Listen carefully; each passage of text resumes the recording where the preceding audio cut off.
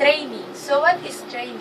Training is the action of teaching a person or animal a particular skill or type of behavior. Training play an important role to the success of a business. As an HR student, I need to know how to train employees so that they will be able to do their work properly. I know that training isn't that easy, right? But it's the effective way of developing their skills. Training is a great opportunity to introduce employees to the company, its culture, its product, policies, and even to the competition.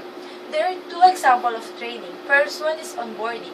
Onboarding is a kind of training for a newly hired management level of employees.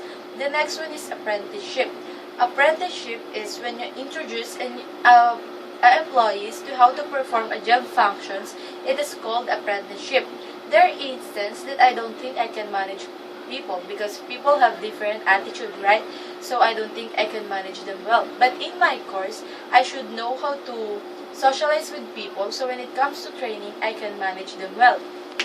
According to Bagajong Bale Rain Garcia, a second-year HRDM student, training play an important role as an HR because they should train so they are capable in their job. They can do their job in a proper way. They will know and they will have ideas to the company.